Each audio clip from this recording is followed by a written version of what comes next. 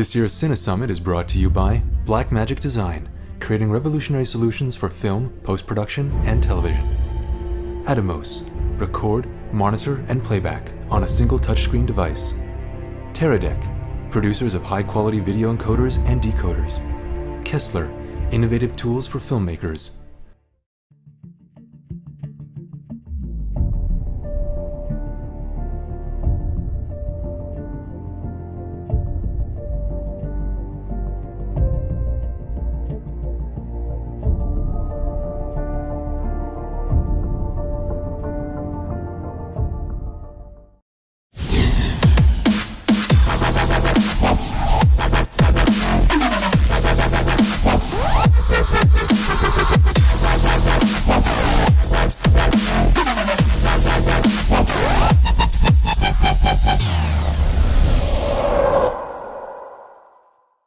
Okay, welcome everybody to an unbelievable presentation. We have with us Pierre Gill out of Canada, if I'm not mistaken. Is that right, Pierre? Exactly. Listen, Quebec, Montreal. Montreal. Okay, I am absolutely beside myself with excitement because I've been watching your work ever since I knew we were going to have you on. And I mean, what can I say? I mean, this is about as this is like being in a candy store right now. So we have you on, and I got to look through your presentation. I always get to do that, and I was blown away at what's coming. I can't wait to see what you have to say about it. So first of all, a big thank you for coming on, and why don't you tell us a little bit about yourself, how you got started in cinematography, just a couple words, because I know everybody wants to just dive into all the information. All right. Hi. Welcome, everybody. I'm very proud and pleased to be part of this event. So I'll tell you about me a little bit. I started very young in school with Super 8, not video. Yes, I'm that old. Wow. And so it was quite difficult. And I started when I came out of school at 24, I was not able to find any job. So I decided to start my own production company, which I did with a friend of mine. And we produced music videos to start with very, very, very low budget. This is where I learned every trick. And then I started doing commercials. And this is where I learned to use big tools. And all these tools and all these tricks, they brought me into feature films where I was able to use everything I learned on my own. So it's basically what I've done. I was DP at 24, and I've never been anything else on a shoot than DP or director sometimes. Oh, amazing. Just out of curiosity, how long would you say it took you, your path from, start to, okay, I'm good now? Obviously, there's no end to learning, but you know what I mean? I was fortunate because I had some natural talent when I was like 19, 20, when I took a camera. For me, was like easy. Yeah. So when I started to work, I say at 24, I really started professionally. And I can say that around 27, I start feeling, that I was more professional. Yeah. But at 35, it was like very strong. And now, since a few years, I feel I'm really, really mastering the craft. Yeah. So it took 20 years. Right. Before we get started, lastly, just tell us, maybe a few of the people maybe not everybody has been to your site yet, some of the things that you've worked on so that they realize, the level we're dealing with, because this is really the cream of the crop. Well, I've worked on many features and TV series. I didn't work on features that were that known because they're more Canadian. There was a few international features. Upside Down is a good example, which was quite awesome experience. Yeah. I've worked on Polytechnique, which is a Quebec movie, but it's a very, very strong movie about a shooting in a school. So it was very emotional to do and very hard to shoot. I've worked also on TV series like The Borgias with Jeremy Iron. I've worked on, lately I just worked with Amazon. They're starting to shoot a lot of like pilots and TV series. So I've worked with Jean-Pierre Genet, the director of Delicatessen, and Amélie Poulain.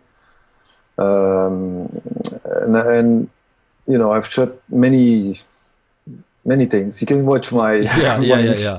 Definitely go to my his IMDb. website. Yeah, and go to his website, and you'll be, you know, your jaw will drop. I guarantee it. Okay, so Pierre, let's get going. Why don't you introduce to us what we're going to be talking about today, and we'll dive right into the first slide after that.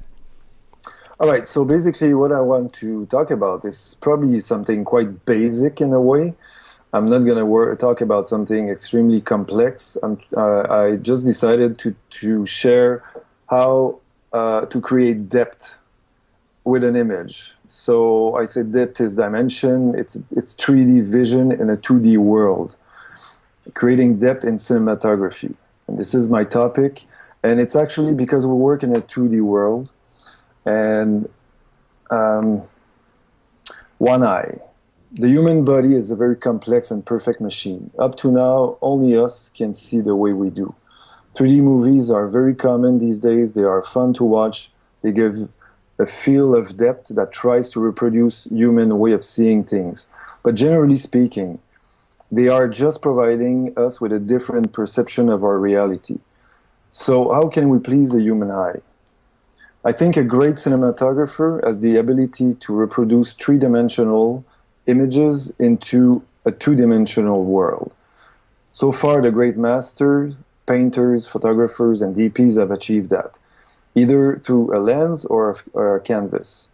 No matter if your vision of life is abstract or realistic, most pictures and painting have a goal in common: create dimension with a single eye.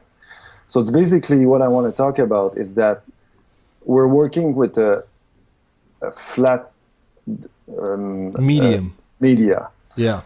Medium. Yeah.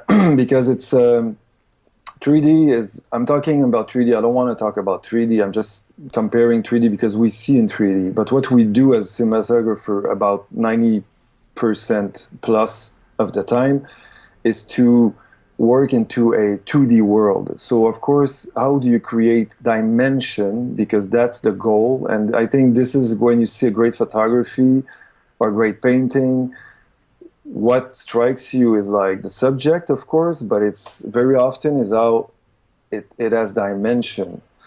I think if I could add to it, basically, if I understand you correctly, it feels real. It feels realistic. It almost is like you're there living the scene, and that's what I think I'm hearing is that, you know, that three-dimensional part that you're referring to is like it's like you can almost reach out and grab the image. It's so tangible. Yes, and it's also to try to create the dimension that we see every day. Because when we if I look at my hand right now, right. I see it in dimension. Right. So every image I'm trying to do every day, I'm trying to have it feel with a lot of depth. Yeah. And it's a like I say, it's a 2D surface. So it's quite. It's the art of cinematographers, I think. Right, and I don't want to, kind of maybe make this sound too grandiose, too big, but it seems to me like this topic that you've chosen is the heart of cinematography. This is it. This is what we do. That's what it feels like. Yeah. That's exactly it. I mean, that's a pretty big topic to try to tackle, but I think that's what it is. That's what I got across from your intro and what I know is about to come. And that's why I'm so excited about it, because this is kind of like cinematography 101 right here. This is it. Yeah, basically it is, but that's what I do every day. Right. Cinematography 101. Yeah. Love Even it. if I'm at level 304 or whatever it is. Exactly. Okay, great. Okay, so this presentation is made with images I shot over my career. They are references I use because of my knowledge of them. They are not a Bible, they are only examples. We each have our own style, therefore these references are here to discuss technical aspects of cinematography. So that means basically, if you don't like these images, it's fine. And if that's not the style you want to do, that's perfect. Actually, it's better for me. Pierre, this is the shot we're looking at right now. This is from one of your pieces, right? Yeah, that's from the Borgias. I'm speechless. It's beyond, I don't even have words. There's so much going on there that I'm in love with.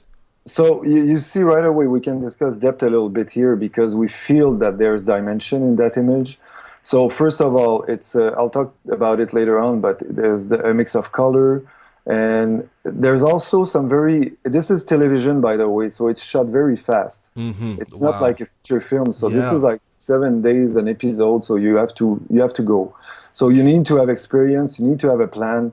And what I like to do is I like to take care of like on a show like this and on even like contemporary, I like to take care of the sets and the wardrobe. And here there's special lights only for the dress and stuff like that. So for me, it's very important to find ways to um, the dimension here comes also, like I said, the dress is so rich. If I would have just lit the girl with a soft light to make it look good, the dress would not have some shine to it. So there's a hard light on the dress with a flag. And there's also details where I get the set painters to add more gold to the candelabra. So Unbelievable. they catch the light. So Yeah. it's all these things you can do because it's not cinematography is not only about light, it's about really like the whole thing. It's about the set, uh, actors face, of course, costumes, makeup. Okay, so how can we create dimension in cinematography? Many elements are truly connected, but they do have their own goals and characteristic. I will attempt to discuss them separately at first to analyze their specific roles. But of course, I will probably talk about everything at the same time. And I will. I know I will. Right, right. So I broke these how to create dimension. It's with lenses, colors, and light. So, okay, number one, lenses. Whether you shoot spherical or anamorphic, the lens and the framing is the most important. Of most important is guide the eyes of the spectator where you want them to look. You are the maestro, they are the listener. So you're the god. Yeah. And you are in charge of bringing the audience to look where they have to look. And this is very important because when you're going to start doing features, or if you're doing features and you're shooting with a 2:35 ratio, it's a very wide screen. And it's very fun to work with because you have to think that you're sitting in a theater and always think about the theater. Don't think about television and Netflix and DVD and blah, blah. Think about the big picture, sit down and imagine if you sit down, how do you want the spectator to look and react and you don't want them to go up and down and like this unless you have a reason for it. And this is the thing you have to construct with the director as you do your framing. Because sometimes you're going to make sure you send the look completely to the left and then pops to the right and then to the lower part, and it's going to create something in the audience. So you play with them, and that's your job. Now, and framing is very important because it's prior to lighting, because this is how you're really gonna start creating the depth, and after you're gonna add the light to make it even better. So the wide lens, and here I'm talking about spherical lenses when I say it's about 12 millimeter to 25. Of course, I'm not talking about less, which is a fisheye, and because my thing would be too long. My presentation would be too long. So, generally speaking, wide lens will create dimension based on landscape or architecture. Depth can be created by looking at lines, diagonal, reflections, and different types of color. So, here on this shot, which is a TV series called Ascension, of course, it's about the lines. It's about the height of the camera. It's about also the brighter side of the image, which this is part of lighting. You see, I'm already talking about everything at the same time. Right, right. But I don't have a choice. What I love about this, first of all, is that you're telling us that when you're using a wide lens, focus your attention on more of the architecture, the lines, the way things are sweeping around, angles and all this kind of stuff. That's the power of how to create dimension when you're on a wide lens. Yes, and it's very important to find on the wide lens to find the right height the height will change a lot. Yes. It will change on any lens, of course, but I mean on a wider lens, it's going to change a lot more because the lines will go like more curved or less. So it's very important to really go to the left, go to the right, go up, go down, find the right lines, look at the diagonals, trying to see how it's always a path, trying to find your way. So it makes the image more dynamic. So I love that tip. The height is very important on a wide lens. Great. Very important. Normal lens, I say plus minus 27 millimeter to 65 millimeter.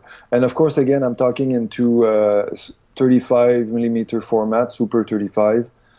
Because of course on a 16 millimeter camera or video, it's not the same all the time. Right. It depends on the sensor. So I'm talking about, but everybody has those sensors now. So this is the standard, which is good. So normal lens will create dimension based on people, objects, and shapes. Depth can be created by placing objects in different area of the frame. So of course the normal lens has a different view, which is more the normal view, Yeah. And it's really gonna work by. It's the most difficult lens probably to use, because it doesn't create any effects. A wide lens is cool. Oh wow, it's wide, and a long lens it's like very compressed. So a normal lens is pretty hard to use, I think, and this is where the great masters, they are good with normal lenses. Yeah. They can make them very good. And that's what we'll cover soon, right? Like what are some of the tricks to do? Okay, great. This is a shot of Casanova that we shot for Amazon. I'm going to talk also about the long lens, plus minus 75 mil to 250 mil. Again, I'm not talking about 1000 millimeter lens because it's too much. Mm-hmm. It's too long conversation. Long lens, depth will be created with selected focus, light sources, and foreground object. So I'll talk about it more. But this is the selected focus on a long lens is very important, of course, because everything goes out of focus quick, and you can easily lose a lot of depth and dimension because everything becomes a blur. So then you have to place a light source like this shot, or objects that are maybe darker will create a shape. At least you're not, unless you want this effect, but if you want to create more depth of field, it's going to be with different objects and a lot of foreground you can go through that's going to be very out of focus, but they're going to create it's going to be a sandwich. Yeah. Well, I can't wait for the details coming, but already I'm just loving this.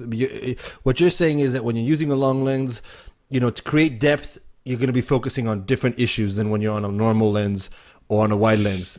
Yeah, because like you see this shot that we see now, there's a and to the left of the actor's face, there's another actor that we don't see. It's so out of focus. Right. But you see, it's a skin tone color. If he wasn't there, there would be only this light and black. So it would be almost weird as a background. You would wonder where you are. Of course, this shot is taking into a sequence, so you know where you are, but the person behind is moving also, so it's a out of focus shape that is moving. So it's very important because it really changes the feel of the shot. Right, and creates that 3D that you're mentioning. There's now something in the back there. Exactly. Very important note. It is critical where you place your lens. Each lens has a perfect distance to a subject depending on its shape. Take the time to move around left to right, closer and further to find the sweet spot of a specific focal length, especially on actors' faces. And this is very, very important. When you put a lens, it's really like there's a sweet spot. and you use a 40 mil, and if it's too far, it's boring. If it's too close, it's in general, generally speaking, of course. And on actor's face, it is absolutely critical. And the first thing I do when I shoot a movie or TV or whatever, I scan the actors when they come with my eyes, and I look at them, their features, and I know that some lens won't work with them. And then I do a test at makeup and hair test, and I really try with an actor the 40, the 50, the 65, the 75, and very often you're like, okay, good. And on this, for example, so on this shot I use a 40 millimeter lens. It was the best lens to use for the shape of this actress' face. A 32 millimeter was too round, and the 50 was too square. The distance with the 40 millimeter was perfect. A little closer, she looked deformed. A little wider, she did not fill the frame. So it's, you know, like, of course that, and again, I'm talking about shots I've done, and you can use lens the way you want, of course, and sometimes it's on purpose and it's good, but sometimes it's not on purpose and it's bad. So Yeah. And especially on girl, actors, like you said. on actors it's critical, on women it's critical also. And then you see on this shot, she looks like gorgeous. Yeah. And it's the shape of her face is nice. It's nice to watch. So you're looking at her eyes, and that's what you do. So you bring the audience to really focus on the eyes, and not because we're very, very strong. The subconscious of the human is very strong. So when something is like bothering you, you don't know, but your brain knows, and it's always like, eh. So it's bothering you, and it's not a good thing. You want to follow the story. You want to be into the characters. So you have to find a lens that's going to work perfectly. Let me tell you, this alone, this point that you're making right now, is totally revolutionizing the way I'm going to now approach whenever there's a face, a person in front of the lens. I would have never thought to take that much time to see how it reacts to their structure of the face. Oh yeah, it's major. And you take a viewfinder if you can, if you have the budget. If you don't, well, you take the camera, but and you go closer, wider. You just say to the actress, stay there for me. It's just a test. I want to see, okay? And you try it, and then you see, wow, oh my God, look at her face now. She looks really good. You're looking for the photogenic. Mm-hmm. And photogenic is not about being beautiful. You have very ugly people that are absolutely stunning, and you have beautiful people that are absolutely like nothing on film. So it doesn't work. It's not about that. It's about you see their shape, you use the lens. Yeah. And so, for example, on Eric Roberts, look better with a 75 millimeter lens because he has a wider forehead. Therefore, the 40 millimeter would have made him look wider and higher. With a 75, we focus on the most important, his eyes. So the difference between those two shots is very critical because you see that you're looking at the eyes. Yeah. And they're looking good the way they are. And the 75 for him is a squarer lens, and it made his like triangular face better. And like you see, his forehead's very important. If you go too wide and then you go too close because you want a close up, it's gonna get sometimes not a very. And you know what's interesting, Pierre, is that I know when people do over the shoulders, often, you know, wrongly, I would say, from what I'm learning right now from you, is that they'll try to match the lenses, right, when they're doing the over the shoulders, and that's a mistake, obviously here. You know, depending on the person, you might want to change. You're using a 40 on one and a 75 on another because that's the right choice for their face. It's unbelievable. Yeah, well, matching lens is another. It's not something I'm a big fan of. Some people are just like, we have to match. It's the same height, the same thing, the same whatever. For me, it doesn't. It's not true. It's not the way to work. You can. Of course, you cannot use like a 25 and cut around to a 135. Sure. It's going to be a bit shocking. You have to, but you can change from a 65 to an 85. Yeah. Easily. So, Yeah. I think it's a good point, and that's another Yeah, topic. yeah, right. Next year I'll talk about this. Okay, great. Matching lenses. I'd say you're booked. You're booked for next year. We got it. All right, so very quickly, I'm gonna talk about spherical and versus anamorphic, because anamorphic is something I've used in the past and I'm using now a lot more because now it's accessible for everybody because there's like big sensors on camera, and it's very different than a spherical lens. So an anamorphic lens has one big advantage, especially in drama. You create more depth with a shorter lens than a spherical lens. A 25 millimeter anamorphic is a 50 spherical. Wow. This means you are much closer to the actor's face, therefore you're closer to the emotion. And this is the best. And I love anamorphic because, and you see the shot that we see on screen to the right, it's an anamorphic, and on the left, on Peter O'Toole, it's a spherical. Okay, the one on O'Toole is not as close, but you can even then you see that on the right side it's more round. Because you're closer, so you're not making the person flat, and you see the pores of the skin, and you're really into the eyes, and it's a great lens to work into drama. It's a great lens. It's hard to work with sometimes. Say I have a bigger shot here. This is the 135 mil spherical lens. So you're further away from the actor to get a close-up with no depth of field. So it's more flat. It's more bidimensional. On an anamorphic 65, you are closer to the actor to get a strong close-up with no depth of field.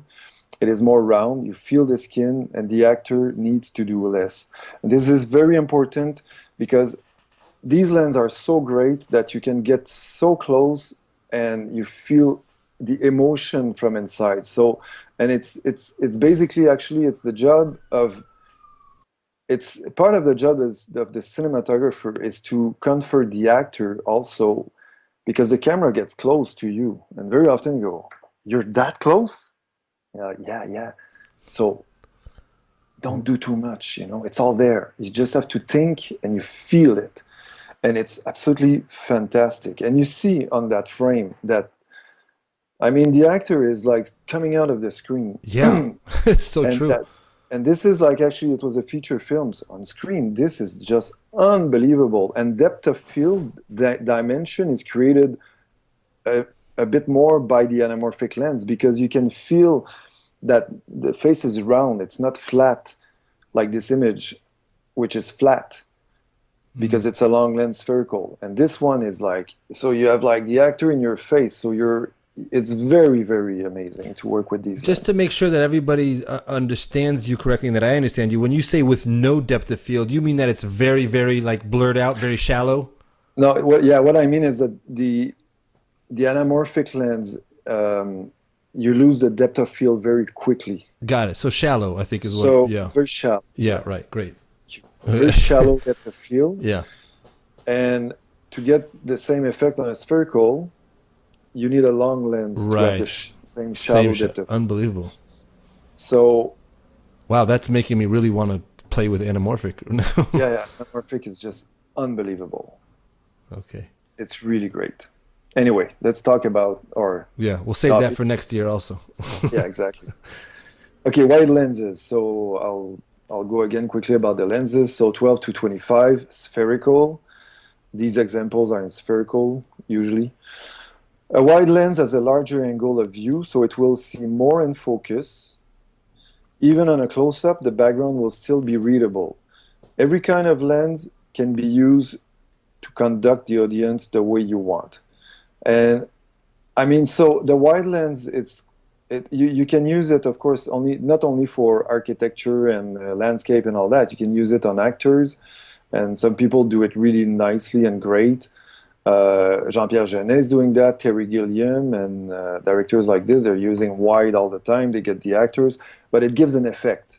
So you of course, this is very important. As a cinematographer, you need to tell the director sometimes, if it's not the director's vision, you have to help help him construct the movie with the lenses. So sometimes you can suggest, hey, let's put the 14 because in that scene, you know, in the part of this script, the actor is like getting nuts and it's gonna get more emphasis on that and blah blah. So lenses are very important to work with for the storytelling, of course.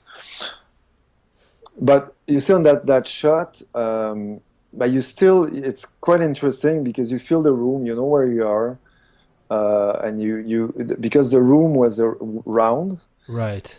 It's very good for the wide lens because it feels even more like a circle. So I want to ask you on the you know, you have an actor just right smack dab in front, and usually on the wide lens, you know, that's going to distort them. It's going to, you know, people. I shy away from it, and I'm sure most people do.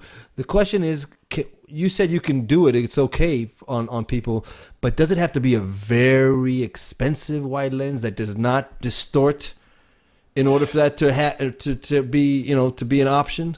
Well, the more quality lens is better, but it's the same thing again. It's the distance, the perfect distance. So like this is it's a 14 for sure. And you have him in the middle more, so that's a big, right? Yeah, he's more in the middle. If you would be on the side, you can see the students on the side their shoulders are bigger like this. Right. So it would be distorted.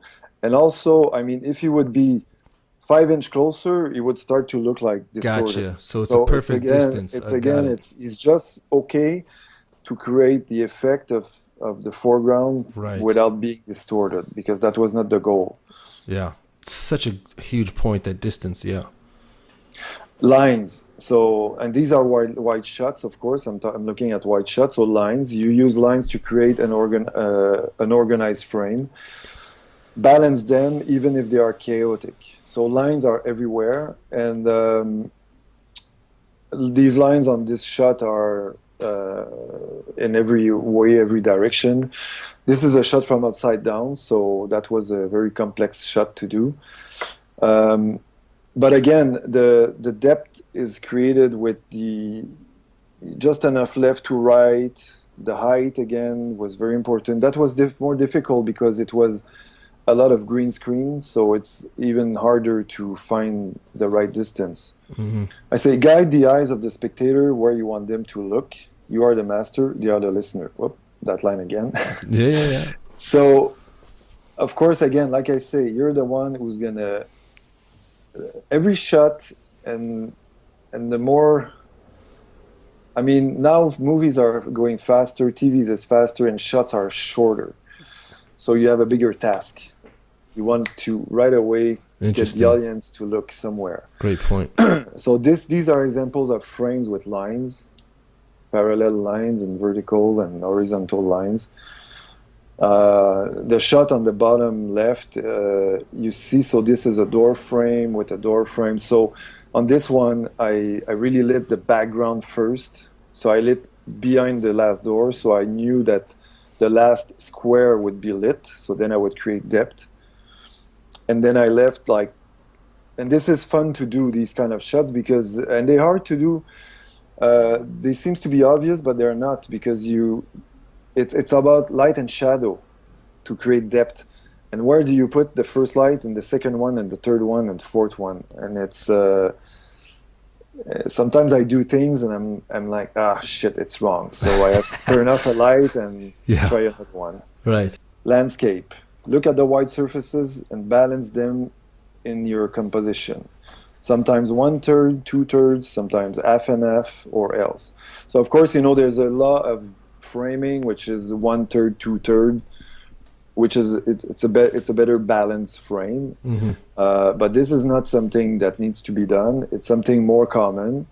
1/3, so you put the actor on one side, but not too far, and 2/3, 1/3. It's better composition in general. But when you have your story and you can make a point of the shot, you can do very different. And this is the very important part of the cinematography, is to decide where you balance this frame. Is it too much? Like the first shot here with the desert and the sky, there was no point for me to frame more sand, because this is sand, white sand from South Africa. Yeah. And the sun was so gorgeous, and on that day the sky was just unbelievable. This is no CGI, it's a real sky, Okay. with filters and everything, but there was no point for me to give more sky or more sand, because both were perfect, and then I just balanced them, and I had the small guy and the small truck in the center. But sometimes you see on the bottom with the sunset, well, it's the silhouette. If you have too much of the silhouette, it's not as interesting in this shot than having the sky. The next shot there on the bottom right, the depth is created by the little hint of color. I'll talk to this later on, but this is a good example of like what creates depth in a wide shot. So, and this was really, we were not supposed to shoot there. We're shooting like, 100 feet away. And I saw that tree, and I went to run, and I tell the director, look at this. It's unbelievable. Look at these colors. And he was like, yeah, of course. So we brought everything. We changed the dolly track. We put it there instead. But that's also part of like looking. And it's very important to walk around, look around, be very dynamic. Make sure you really look for the shot. And I very often do this. The director will come and say, okay, look, this is the shot, perfect. And I walk 50 feet away, and I'm like, no. 50 feet the other way. Oh, look, come here. Look, this is nice. The mountain is better and all that. So you got to stay flexible, and don't lock yourself into something. And don't be lazy. Don't be lazy. So the job of a location scout is to find location that fits the story, and your job is to look at those pictures they send you, and to see if there's potential. And when you get used to it, you're gonna know right away. You see, oh, there, I'm sure that this diagonal, if I go there with a wide lens, is gonna look awesome. So sometimes somebody will say, no, this location is not good, and no, it is great. Yeah, you just got to be at the right spot. And exactly. The shot on the bottom of the screen is it's also working with the diagonals in an interesting way. Yeah. Shapes. Okay, on a wide shot, you're gonna use the objects to balance your shots. So the first frame, the black and white, I'm talking about forms, so squares, circles, everything. This is a bird's eye view shot we did from a building. This is snow.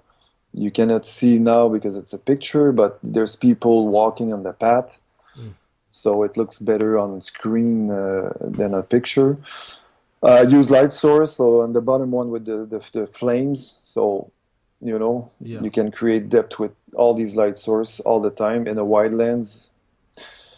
And colors. So on the frame on the bottom right, it's these hints of red. So there's red in the foreground, middle ground, background. So it's part of the depth. So this is where I balance the shot also. But actually, it's better than that. Is that I framed with the building, with the structure, and then we put the poster and we put the lantern. So the production designer or the set dresser is on a ladder, and I'm telling him, no, higher, more to the left. Okay, go back, stop. Okay, put it there, and then put it up. And this is how you create and you construct an image. I'm glad you mentioned that you guys did that, because that was the first thing that went into my mind when you spoke about the red lamp. I said, if I was shooting that scene and it was a boring scene, that could have made it. Just go, put a lamp right there with the red, tie in with the colors, and there's your depth. So you can do this exactly. And it's you make me think that it's very important. The cinematographer, you're a painter, but you don't paint on a little canvas. You paint with 25 people. Yeah. So you have to work with your gaffer, grip, electric, and very important, you work with the set dressers, art department, nonstop. The first person I ask on a movie, who's the set dresser, because he's the one I'm going to ask. Bring a lamp, bring a frame, bring a mirror, bring something, and help me construct the shot. they work really hard with me, but they're very happy with the result. Yeah.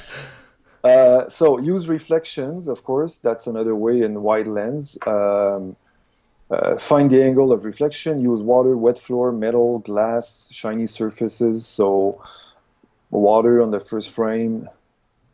So these are all extra ways on how to create depth, reflections. Yeah, exactly. You see, like on the bottom frame, the black and white. It's just a shiny ceiling. Yeah. So it creates a nice depth because of that. The other one, wet down. So you use wet down when you have the budget. You have a crew and you wet down the floor. Of course, it's a great thing to do. So here on those white shots, I create depth with the silhouette, so the black shape against a background. So then you can put them in layers. On the first shot with the circle, you can see that I put guard in the foreground and some guards in the background very far. And I let a lot of frame up there. This shot with the school, when it's moving, it's better, of course, because the girls are starting from camera, so there's a lot of depth into it. So it's just shape and silhouette. There's the shot on the bottom, which is with the golden light. It's the same location that I showed you, the high angle, right, wide shot. So you see, just with the light here, I changed the location completely. Yeah. So this is on the floor, and it was a very boring building except for that door and up there. So I've changed the lighting, and it's a different location. So in the same location, you can achieve like 2, 3, 4, 5 places. That's very important. That's a good trick to do. So I'm talking about more cinematography. That's unbelievable. Hey, we're getting so many extra tips along the way. I mean, I hope people are paying attention, because you throw out like a one-liner that could be a whole nother whole nother presentation. If you could go back to that example on the floor there, I was just, again, so people can learn a little bit extra along the way. Lighting wise, what are we talking about there? Is this at night and you just blasted light with some HMIs into those doors? Yeah, it's very low budget because it's at night. It's one light source. One light source. It's one big light source in the back. Yeah. With smoke. A little bit of smoke inside, just to make sure that the light will actually, that's another topic I'm talking about, but the smoke is something else you can use to create depth. Yeah. Because of course the light becomes like 3-dimensional. Right. So and even you see in the frame up there with the girls and the school, there is smoke. We use smoke there. Yeah. On the frame on the bottom with the little gondola, this is in Venice, Venezia. And we've put smoke in these canals. Right. So, and before we move on, how big is that one light source? Again, I'm just trying to get a little extra tips. That was a xenon light. What? So the xenon light is very powerful. It's about it's 4K, I think, 4K HMI. Oh. Okay. But it's a very strong beam. A xenon light is more like centered. So gotcha. It's more powerful than a real 4K, but you cannot light the same way with that. Gotcha. It's very narrow. Okay. So normal lenses, like I say, spherical, about 27 to 65 mil. The normal lens is generally used to be closer to reality, not to emphasize it. Yeah, it's my French. The human eye is about an equivalent of a 32 millimeter. It's more often used to achieve realism, and it's a little harder to create dimension. So that's what I was talking about before. So this is a very important lens. It's a very difficult lens to use because it's more normal, it's more ordinary. There's nothing wow about it. So you really have to use it in a proper way. Again, it's going to be the distance of the subject, it's going to be the height, but it's not the type of lens that you go on the floor. A wide lens, you go on the floor. A normal lens, you end up at 30 inches. If you go very high, it's not so it's harder to work with. So like I was telling before, you create depth with um, well, with everything again, but with people and objects. Here, it's more of a tableau. So it's interesting because that shot doesn't feel to have a lot of depth, but it does because there's a tint of blue in the background. So I use the color to contrast with the warmer skin tone and the orange dress. And there was a lot of people, so and one line. So you see, it's harder, but still, Right. I think because of those tints of color in the BG, you feel some You know, and that's dimension. amazing because it's there, but it's so subconscious. Like it didn't even pick up on it until you said it, but it's definitely doing the job. That blue tint in the background. Yes, and I gotta tell you, the blue thing and the little light over like a more cyany, it's not like it's a very specific light. It's one light with one flag with this level of light. It's very, very precise. It's not just by the way there was a little Sure. glimpse of light. Yeah. Let the audience decide how they feel. So the normal lens, as like I say, it's more on the drama side usually. So you have to find really a well-balanced frame to create enough depth, but to keep it realistic most of the time. And there are lenses you use, like I say, because when you have a good story, it's really great when you can let the audience feel. You're not always telling them how to feel. So you're guiding them where to look. You're the master for that. But if you achieve a great shot, it's going to be just perfect. It's not going to be too beautiful or too this or too that. And you're going to let the audience to sink in and just look at the actor and listen to the story. So that's another very important task of a cinematographer, not to go over the top or not to try to impress and make a cool shot, because if the script doesn't take it, you don't do it. Right. Let the frame speak on its own. Let the frame speak. Let the story like flow. It's very important. You see, like just quickly on the first shot with the Catherine Keener, again, I'm using the light source to create depth, a bit of smoke in the window just to have like some soft dimension, so the light becomes dimensional. It would be very different without smoke, very, very, very different. And a little light in the foreground, so we feel a bit of depth. On this black and white shot, well, on this one it's black and white, so you create depth very differently. You create it with the contrast. And I won't talk too much about this because black and white is a real topic I could talk about one day. It's great. But you feel that it's more realism also. So these lenses. On the bottom, the girl at the door, you see it's a wider normal lens. It's probably a 27. But you feel there's no effect, and you feel we're in the room. And again, the dimension is created by the highlights of the blurred curtains. Would you say it's more the highlights or more the shapes in that one that's doing it? I would say it's more the highlights. Interesting. Yeah, okay. On the bottom one, it's a normal lens again, and the depth is created by the silhouetted guy a little bit. Right. So Right. there's many ways to use it. In Polytechnique from Denis Villeneuve, we shot the entire movie with a 21, 27, 32, and 40 mil. We just use normal lenses in order to stay as real as possible.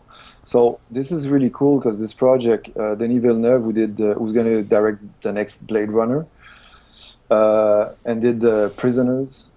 Jeez. We shot this movie about a shooting in a school, so it was a very difficult subject to work with.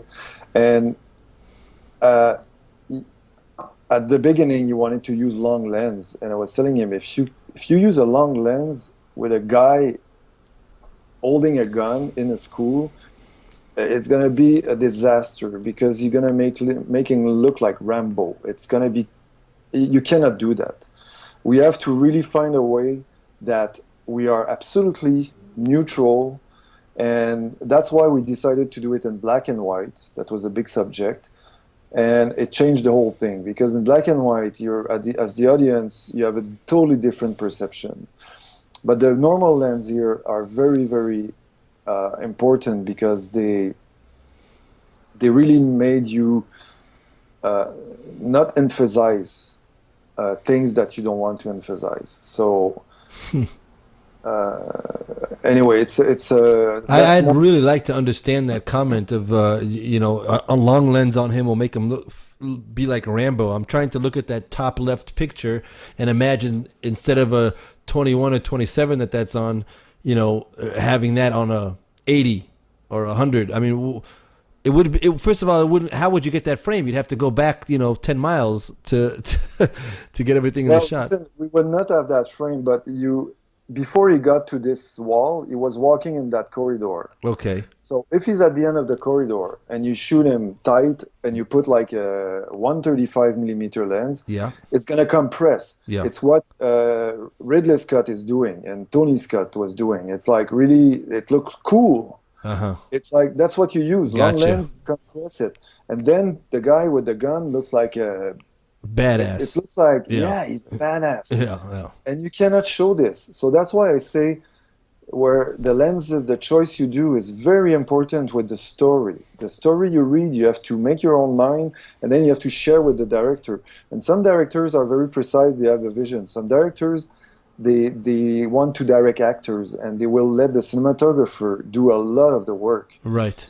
So when you get with these directors, it's very important that you're clever enough not to put like a 150 mil with a guy with a gun going to shoot students, because you're gonna make a big mistake. Your story is not to make him cool, and therefore it would have been a disaster, like you said. You're gonna be, you're gonna have like some bad reviews. Trust me. Yeah. Okay. So no, it's critical, and it's very important. And so these are normal lenses. So these are example, of course, how to use foreground, background, just to create more dimension. So the first frame, the hockey player, there's a few shapes in the foreground. There are small frames, but you can feel it anyways. Yeah. But you see that the lens is normal. There's nothing about it. There's no telephoto. It's not wide. You feel that the actor, when I'm looking at that shot, I'm looking at the emotion of the actor. I'm looking at him, and I know I can look deep into his mind. So this is what normal lens will do. The other shot, I'm using a fence, not a fence, a grill. Some sort of, let's call it a fence for now. And you see, and the focus is I think the focus here is on the foreground. But anyway, so you can use foreground element. The black and white shot, you see, I'm shooting with, but that black and white shot is not. It's a bit wide actually. Maybe I didn't put the right frame. But I love the point, the foreground element. Is creating that depth. Yeah. You didn't have to do that.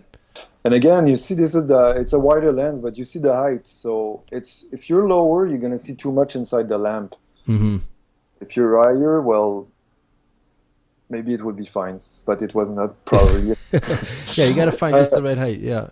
Anyway, so it's different examples of like normal lens and with a few objects that you use, right? And also where do you put them, to the left, to the right? You see the top shot with the hockey player, right? This is probably this point here, I can tell, Pierre, by the way you're speaking about it, is so basic for you, objects in the foreground. But I see people just completely forgetting about this, and like I think that one of the best examples I like in this is I think the bottom right. There's just that little microphone kind of in the foreground, very small all the way on the right, and it just changes the whole shot. So I mean, these are things that are so easy to do in your framing, and they'll change the whole depth of the shot. Well, yeah, and you know what? I'm working sometimes with second unit cinematographers or other people who will come do some splinter stuff for me, and sometimes I tell them to do it, and they don't, because sometimes they're afraid to make a mistake. But don't be afraid. Put it there. If it doesn't work, take it out. Yeah, yeah. I Who think people cares? want the It's image hard to because be there's so many people working around you, and you're always, the cinematographer, you're always on top of the crew. right. Everybody's watching you. You're working. You're talking. Blah blah blah blah blah blah. Yeah, yeah. So you don't have to have an ego. You have to do your work. Try something. Be very very like. Uh, True to yourself. Just be and try something. Doesn't work. Doesn't work. And I do it all the time. Yeah. You have to, Okay, put that light there, and then I go, oh my God, it looks like a mess. Okay, turn off, turn off, turn, right. Yeah, you have to and throw ego basically, out the window, it sounds like to me. You have to throw huh? you have to throw your ego out the window Yeah, and be willing to let people see you do something that looks bad. And then decide that okay, this is no good. Let's try something different. you have to be an artist in a business world because Right. filmmaking is so expensive that you have so much pressure. The time is ticking nonstop, but you have to be an artist. And if you're an artist, you're gonna take your time. You're gonna paint. You're gonna think. You're gonna look. You're gonna say, I don't like that turquoise. I'm gonna put more blue into my sky. But you're going to take the time to do it and you can paint over it. But when you're on set as a cinematographer, you can't. But you have to let yourself be and you have to try to balance this the best you can. But you have to do it at least minimum. And then when you see that you're taking too much time by trying something, well, okay, go shoot. But you know what I mean? It's a very hard fight that we have cinematographers because we're always being asked how much time, how much time, how much time do you need, how much time do you need, how long is the setup, how long to turn around, how long is it going to be to go there, nonstop. So I mean, it's not like creation. This is just like organizing. So I have never heard it said so perfectly like that in my life. That is yeah, that that's what. you said you opened up that whole little part with something that I think needs to be repeated about 1,000 times. You're an artist in the business world. Absolutely, We hate that. We hate it, but that's the fact. that's what it There's is. money involved here, and there's people being paid. And sorry, buddy, A lot of money. yeah, a lot of money. You're an artist in a business world, and time and all that stuff is part of the game. End of story. Yeah. You said it So great. I good don't luck. have anything to add. Yeah, unbelievable.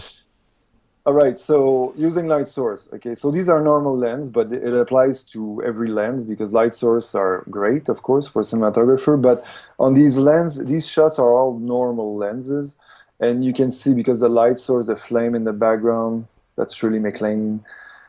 You create at least some depth. This is a mix of course the aperture of your camera, the t-stop you put on, the light source you put, the pink here, the shot in the center with the pink lights and Hmm. everything.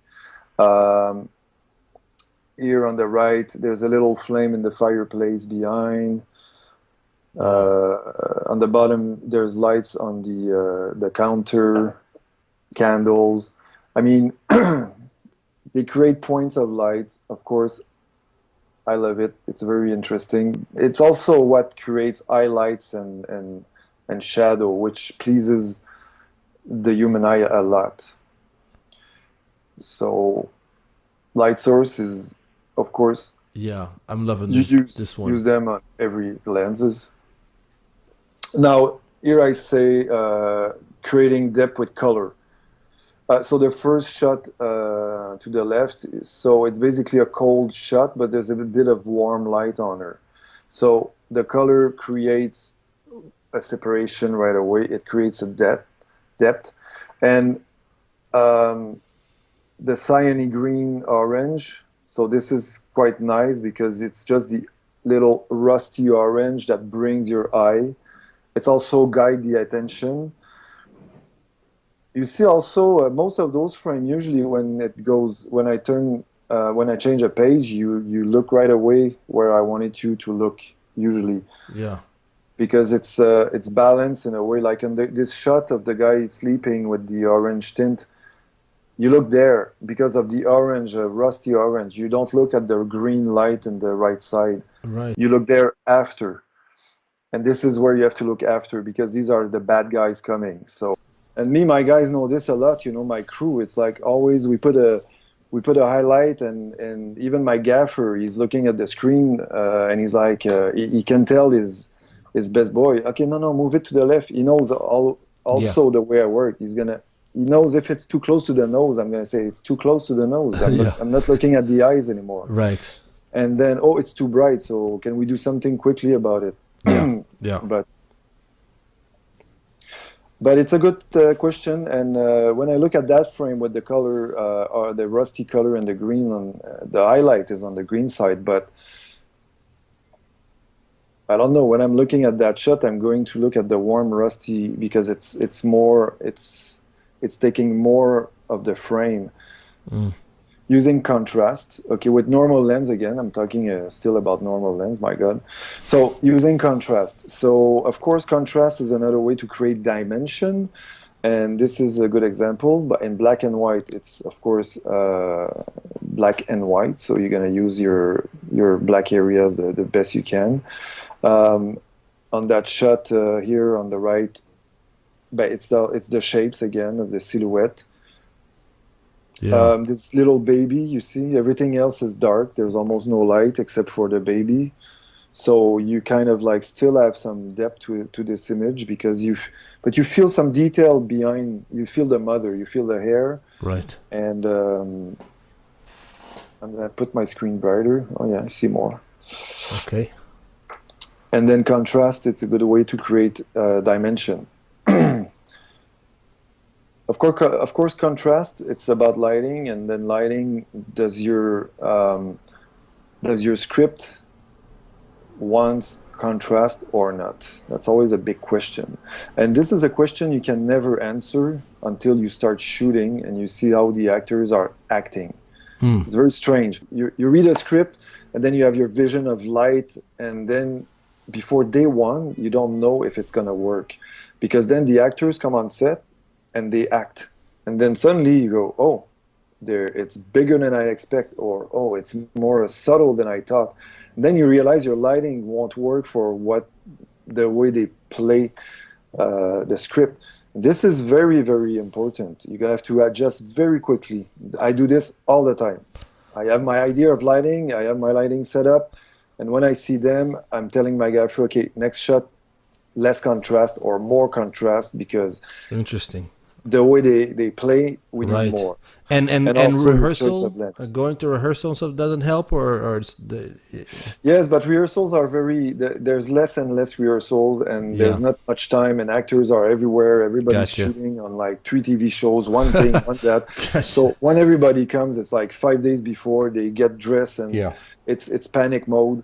So you don't have time, and then director has a few rehearsal with them alone, which is fine. Yeah. So you don't have much time. So you really have to adjust quickly on the day. Yeah. And that's also for lenses. You can say, oh my God, the wide lens, the normal lens is too normal for the way she's act. So let's put a wider lens. Let's go closer, and let's see what it does. Yeah. Yeah. Creating depth also with shallow focus. So this is just depth of field, of course. You can open up at T2, and if you have good lens, doing this, and then the out of focus will create depth. Now on the left, this woman, it's an anamorphic lens, and it's a normal lens, but you see that the depth of field is very, very little. Yeah. So that's why I'm saying. Yeah. Love it. And you see it's an anamorphic lens because you almost see the eyebrow, not the eyebrow, but the eyelashes of her other eye. If it was a spherical lens for the same size, I would be further back, and then it would be more flat, and I would never see around her eyelashes. So it would be just the line of her nose. And also, this shot with the guy with the smoke, it's a normal lens, but close focus. So this is really cool to do. Also, you can use filters for that. It's called the close-up filters. This is great to use, and you go in there. The shot with Baldwin, it's T1.4.5. So you see, so this is really wide open, so it creates dimension and depth of field by opening up the stop. and contrast lighting, of course, and shallow focus. So you see, I'm mixing everything because Yeah, it's I all mean part that's of it. yeah, and But it all comes together. long lens. Well, finally. Yeah, Okay, 75, 75 to 250. Like I said, I'm not talking about 300, 400, 500. sure. These are like very long lens. Uh, Long lens isolate a subject by eliminating depth of field right away. It makes it look stronger, bigger, flatter, squarer, and cooler. So, like we talked about a bit before, a long lens for me, it's almost easier to use, you know, because and everybody when they start, I think they would use a long lens because it's easy in a way. Because as soon as you put a long lens, it looks better. It looks better because there's no depth of field. Yeah, So you work on focus selection, but what it does, it's like you see this shot of this woman, everything behind is a wash. There's nothing else, nothing left. There's barely a few lines. right. There's a little light source I've put there. Um, I have to interrupt on that little light source because I love it so much. Is that there just for that purpose of kind of just to give some, some depth, or is it yes. actually lighting something? Is it giving No, you a it's little? not lighting It's not anything. lighting anything. Unbelievable. Just a little pop like that. Okay, Yeah. great. Just wanted to know. And it's also talking about lighting anything. I'm using stuff that it's not lighting anything very often. Right. It's my choice. I also cheat the sun every shot. So don't tell me about reality of where the sun should be. I'm cheating all the time. And I think it's my way of doing, and a lot of people do this also, but if you shoot someone, the sun is this way, you turn around, the sun is this way, and it just looks better, and you create a great image. And most of the time, everybody in the theater or in television won't say, "Oh, it's weird. The sun was there, and now it's here." I So can't. I I'm just so think happy you're saying this. you use the lights to, as long as it doesn't look far-fetched, but you use Yeah. it to make it people to have a good ride and say, "Wow, Yeah. that was a great movie," and Yeah. they don't know why exactly. Exactly. If they didn't catch it, do it. Yeah, Right. If it's not obnoxious. no, exactly. Well, it's almost harder to create good depth with longer lens. They can challenge you and the focus puller also because it's hard on focus. Sure. So this is the focus puller who's gonna have to follow people on long lens. But I mean, basically, it's harder to create good depth, like I said, because it makes the background more flat very quickly. So you have to find ways of having an interesting image. Well, here it's different examples. Now there's people, the girls with the fire, like this dancing. There's like other girls in the background, so they're far away, so you see them. The shot with there's one hand, the black and white shot. It's very subtle, but it's a bit selective focus. So it's out of focus on the brick behind, and it's out of focus in the foreground. You see this better on a big screen, of course. Sure. On the man with at the table, you see I'm using a lampshade. Right. And also there's some little glass in the foreground, so you see there's little pieces. So we move the camera, they go through. The shot of Jeremy Iron here there's just a staircase. I mean, so Yeah, and then the biggest shot on the top right, is that mainly the light sources in the background? That's what's creating all that depth. yes, exactly. Yeah. But this light sources is not lighting anything. Right, that's why I love it. It's completely cheated. I don't know if we have time later. I send you a few frames with example of technical stuff, and that one isn't there. But, That's amazing. How is it? Is it not at least giving them a backlight, or even that? No. Oh, out of this world. It's so No, far because- away. No, it's because it's very dimmed down. It's so low, Oh. you can barely see it because the camera was open to have like enough depth of field out of focus. So Yeah. it becomes very bright, but so the light is very, very, very low. So they are lit by cheat. It's cheated by Unbelievable. backlight and side light. Yeah. So colors, it's very fun. It's very hard also. It's because colors. What's happening with colors is that now, because I'm talking to young filmmakers, probably more, and you're working in post a lot. Before I was working on film, so we learned to use the colors like right there. Um, you see, like Darius Kanji, who did Seven, is probably the best master of color because this guy was unbelievable what he was doing on film.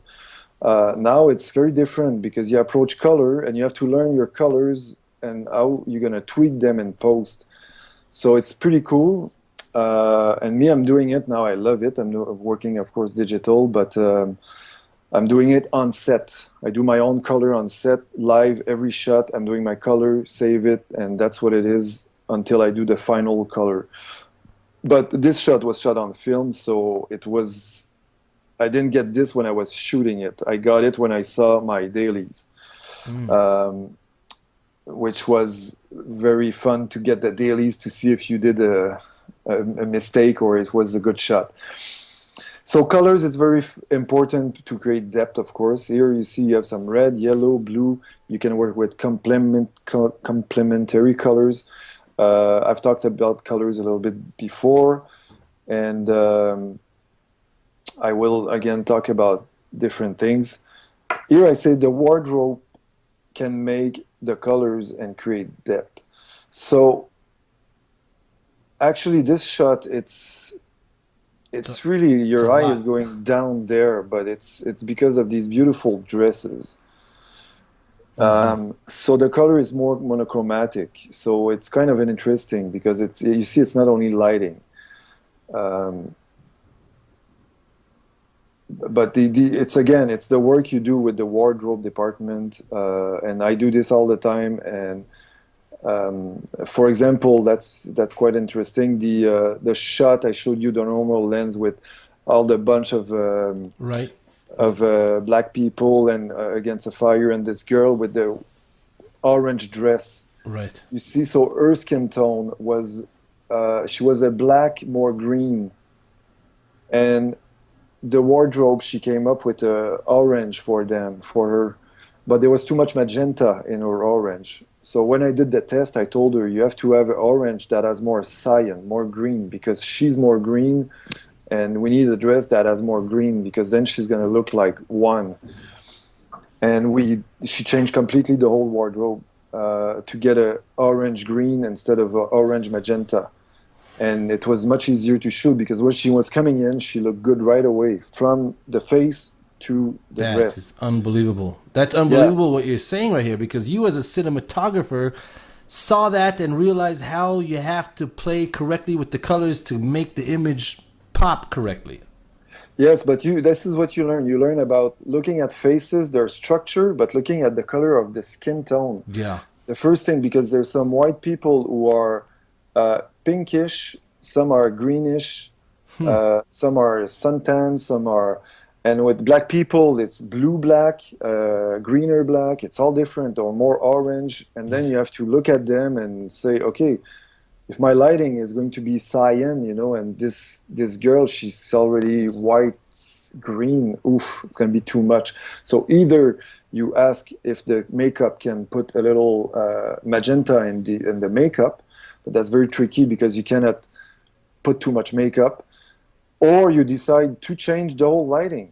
That's why I say you have to adjust. Yeah. And then you say, okay, my dream was to make this scene look like this, but she's going to look like a Martian, so I'm going to change it.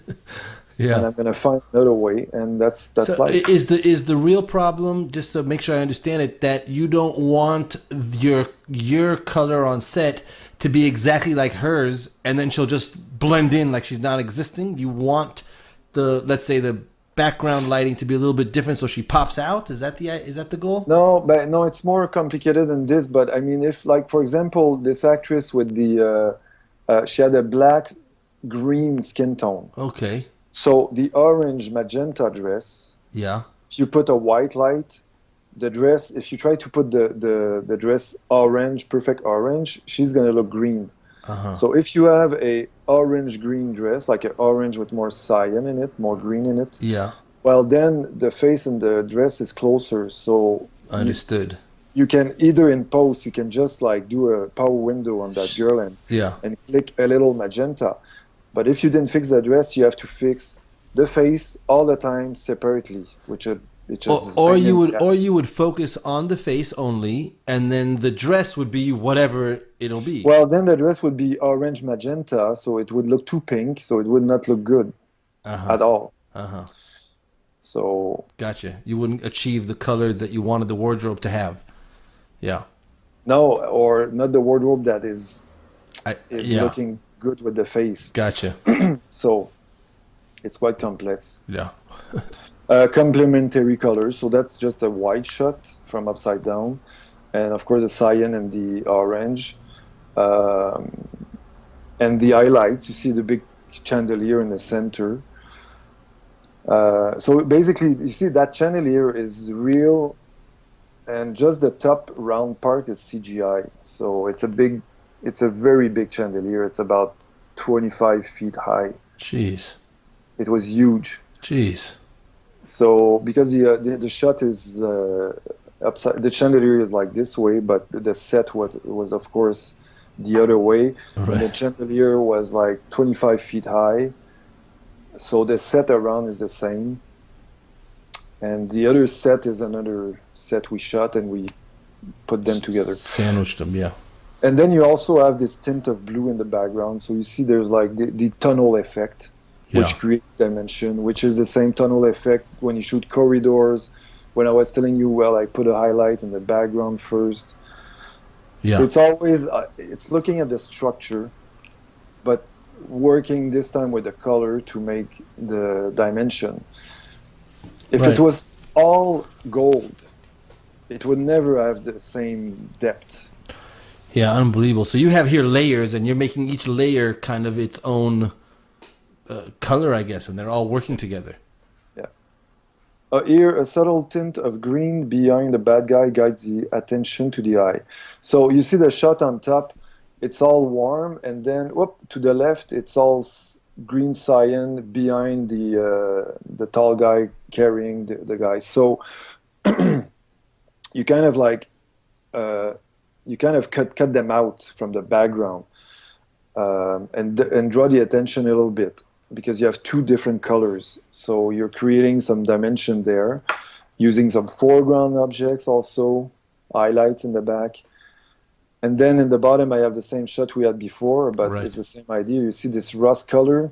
This is where you have the good guy, and the bad guy is in the green. Uh-huh. Yeah, I think you're the king of highlights. All these little highlights that just really, I like them. I mean, it just makes the shot every time. Yeah, but like I say, some people don't use them, and they make great image that I cannot achieve because they have another skill which is different than mine. Some people are masters of like the most no contrast at all, and it looks great. But you know, and again, it depends of what your script is, and on that, these shots, the script was working perfectly for that, you know, rusty and hard color and acid color, and Yeah. so I was pleased I could use them, and I was like, okay. Lighting, bon. So creating depth with lighting. So basically, we've talked about this a lot in the examples. I mean, this is lighting, it's color, it's putting color on the lights. Right. It's deciding which color you put where. That's really something that is hard to learn also, I found. Because it's you see, using different types of color is very good, because life is like this. If you're outside in the sun, it's warm, but if you go in the shadow, it's blue. So life has two colors already. So it's always two colors. Me, I'm often using three colors, very, very often. Minimum three colors, not on this shot. This shot has three colors. This shot has only two. This shot is almost monochromatic, but there's a big highlight, you see. So that's that's not even a long lens. It's a normal lens with a macro filter, close-up filter, so I can get that close to these eyes. So it's better because you see you create depth because you're not losing the whole face. You're keeping you have just the eye in focus, but you keep the ear and the hair. I But see. to get that tight on a long lens, you would lose the detail of the hair so you keep more roundness. So it's better sometimes you use a normal lens, you put a close-up filter, and then you go very close and you achieve some very cool shots. I see. So you're keeping more in the frame, less is compressed. Is that what's happening? It's exactly that, and it's also more because I use a normal lens with a close focus. What's happening here, which is nice, is that on the left of the eyes, you have some depth, you have some dimension, because the forehead actually, you feel that it's closer, you feel the roundness. If it was a very long lens to do that type of shot, it would be more flat. So again, it's creating depth because there is depth. And like I said, this is a shot for a feature film, so when you see it on big screen, you see it really, and it's a still frame, but when you see it moving, it's different. So, but there is depth, which is the roundness of the eye, which is cool.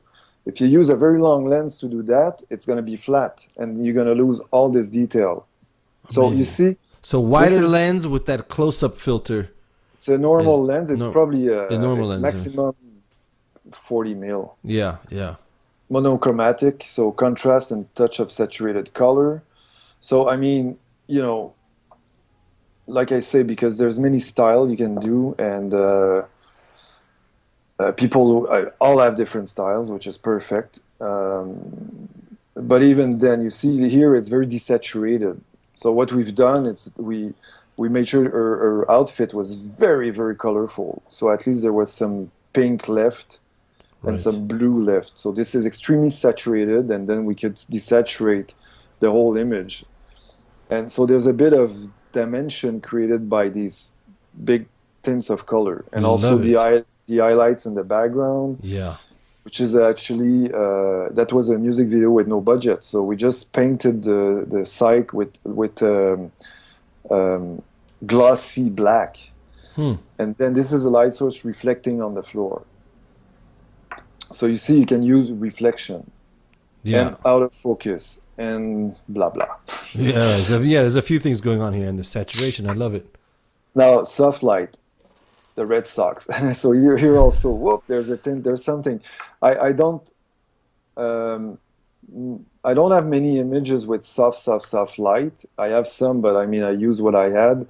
But this is this is soft light. It's flat light. Everything is lit basically. Right. But at the same time, there is some highlights in the BG, which I use, like you said before.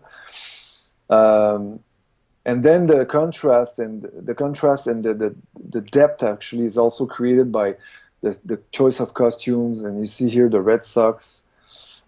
So it's always this discussion you need to have with you don't work alone. Basically, that's what I was saying before. You work with your team, and you work especially with a great team of like production designer, costume, and all that. And this is the fun part in preparation. You talk about ideas and it's very abstract because everybody talks about stuff that is very abstract because you have an idea in the back of your mind. You're trying to say it, but it's hard to do. You've never done it.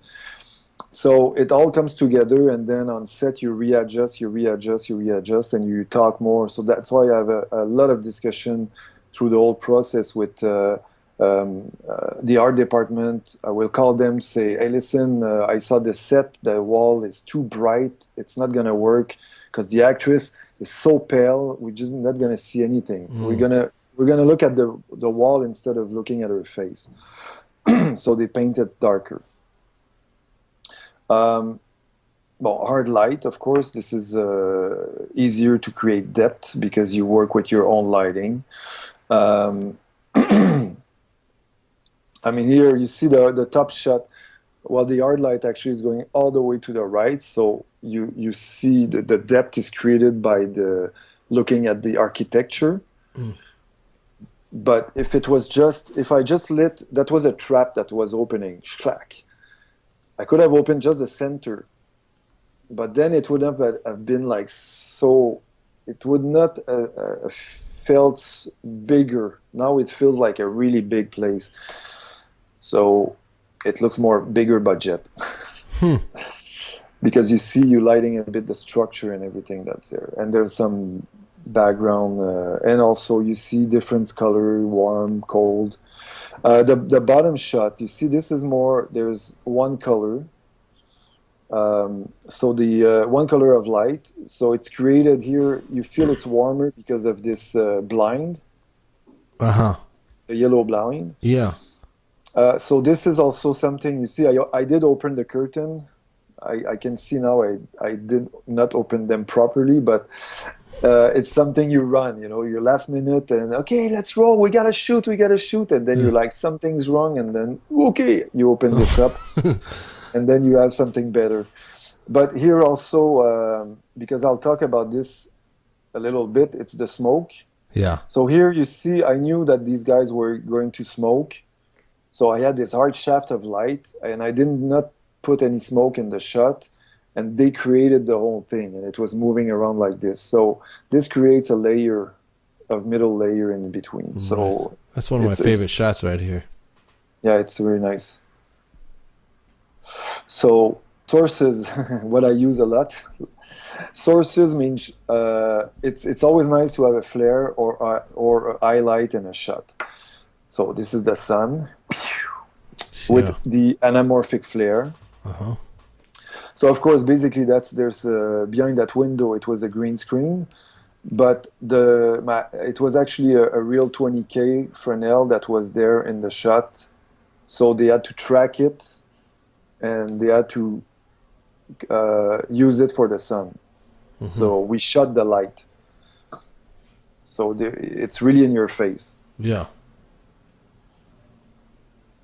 Now here you see it's a wide lens. The camera is lower. It gives some nice curves. So again, it's just high enough that you see the line of floor, and that's also an important thing. When I say you look for your lines and everything, you go a bit lower and you lose the floor, and that's a big battle. It looks crazy what I'm saying, but very often I'm like, you shoot an actor over a table, and you go lower, and it looks really good, and you're like, and you go up, you see the surface.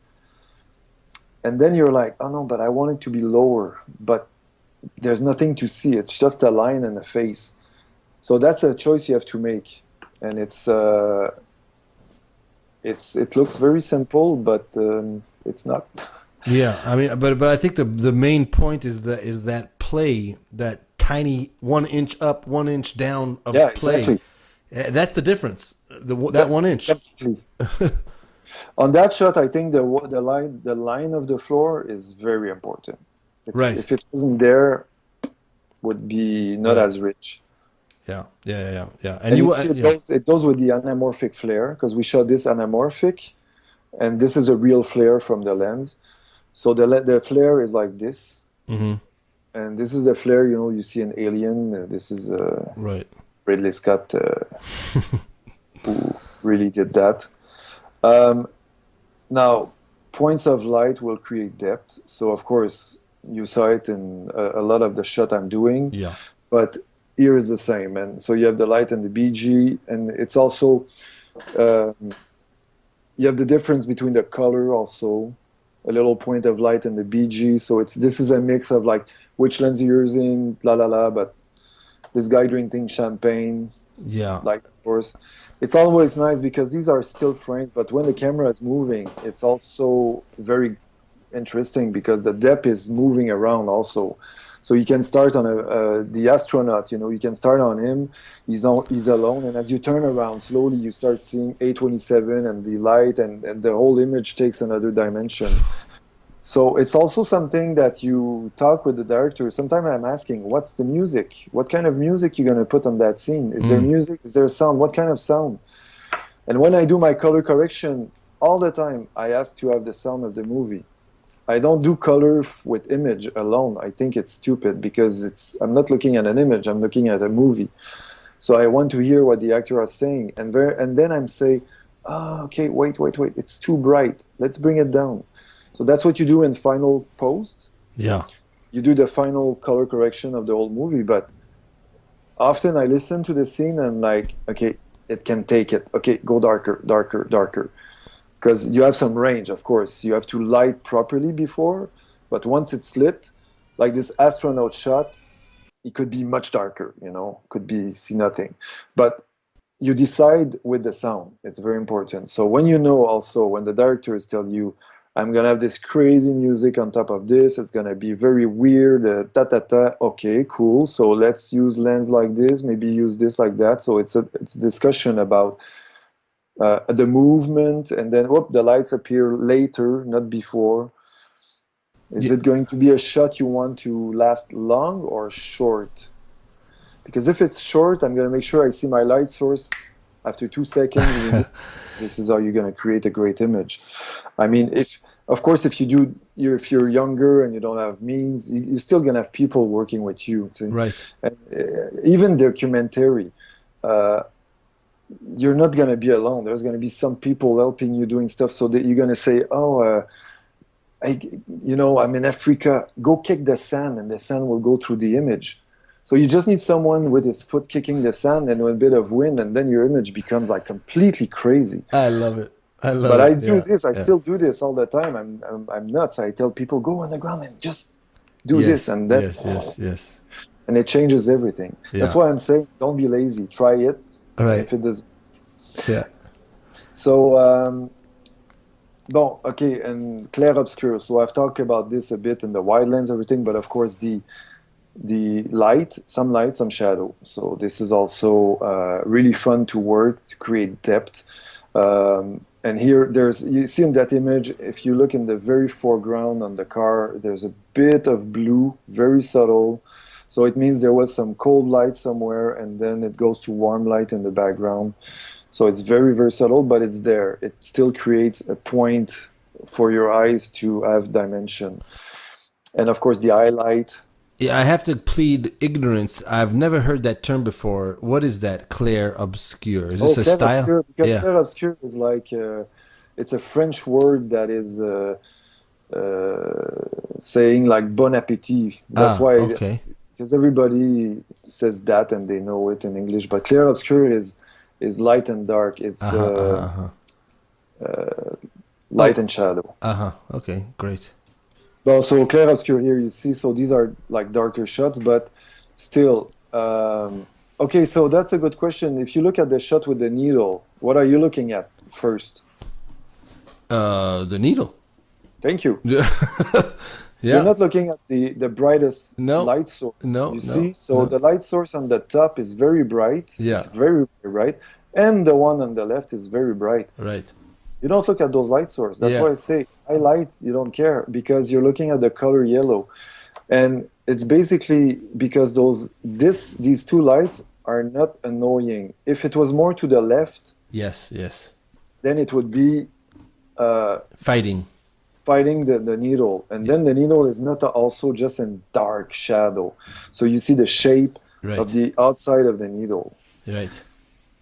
And this is actually, you see the needle, I didn't light it, I put it there and I play the camera left to right until it catch the perfect reflection of the background. So I lit the background and then I move the camera and then this needle looks great. Okay, so let's move the girl this way a little bit. And let's shoot there. Yeah. It's faster sometimes to do this than to try to spend 2 hours lighting a needle. Right. They do this for beer bottles also. Right. And then on the left, you see I'm working a bit with the warm, the cold, the clair obscur, the silhouette, of course. So I have a little shaft of light. There's some smoke in that room. And what I like personally is like, it's very, I always have detail in my dark areas. So even I don't like high contrast image. I like high contrast image where the black has a little, I call it velvet. It's still existing. So when I work on set, I'm very careful of like not going too hard or to making sure I have enough fill. It's easier to contrast after. And it's also, especially now in digital, you see a lot in the black area. So it's almost easier in a way to keep the detail. but it's hard to learn to light with digital properly because it's another. Are you do you have your eye on the waveform constantly? No, What are you using? I do. I look at it once in a while, but Are you using a spot meter? What are you using a light meter?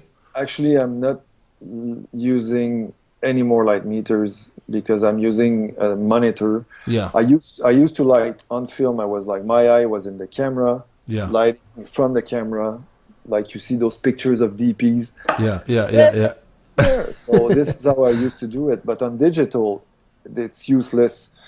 Not for that type of lighting. It's too precise. Yeah. So I have like my station. I have my OLED monitor, very high quality because I want to see the black perfectly because it's all about the black. Yeah. The black level. It's exactly where you have to know if you're lighting properly.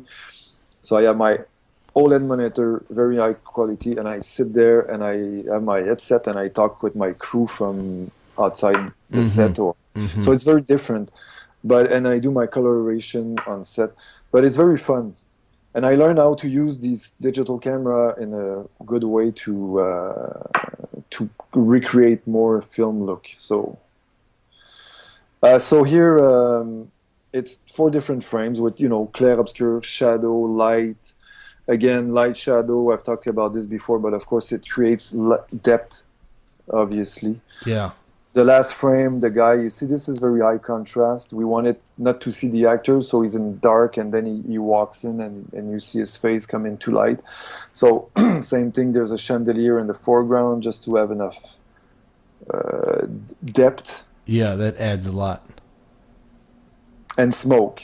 Smoke is a key element to enhance depth. It captures the light and create layers. So, of course, smoke, if you can afford it, because you need to have the budget to have smoke, because you need it every day, every shot, all the time, and it's very hard to control. And there's some type of smoke also. I know them, and it's like, I need that type with that machine. That's it. Because they work, and then you create, and this you see this is more like a medieval painting. So I'm using the smoke because I want to create those shafts of light. They don't work as much now in contemporary movie making because it's the images are harder and people are getting used to it because.